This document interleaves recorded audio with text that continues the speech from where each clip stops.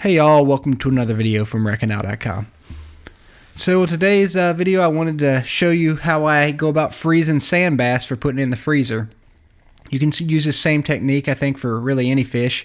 I do it just to keep them firm before I vacuum seal them. So all you need to do is put some ice into a bowl, and then you're going to fill that bowl with about half a gallon of water. And then I create a brine by putting about a half a cup of salt into that. And this salt, just what it does is it allows the fish to stay a little bit firmer before I seal it and freeze it. So just stir the salt and just get it all stirred into the cold water. It takes a little bit to mix it because the water is cold. It doesn't dissolve as easy. But you're just going to create a brine, and then you're going to drop your fillets in. And I usually leave them in there about 5 minutes. So I use this to do sand bass, but I reckon you could do it for really any fish. So once you get those soaked for around 5 minutes, pull them out, and then I dry them off.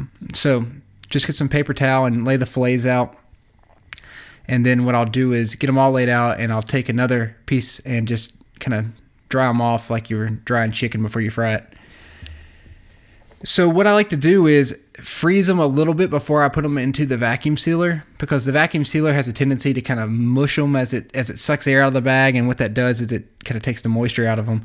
So wrap them up in some saran wrap, put it into your freezer. I think I did these for around 3 to 4 hours, and when you pull them out, they'll be partially frozen.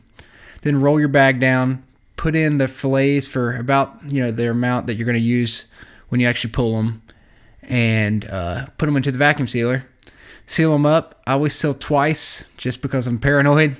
And when you're done, you have some portion-sized fillets that you can pull out, fry, or pan fry, bake, whatever, next time you need fish. Hope that works for y'all.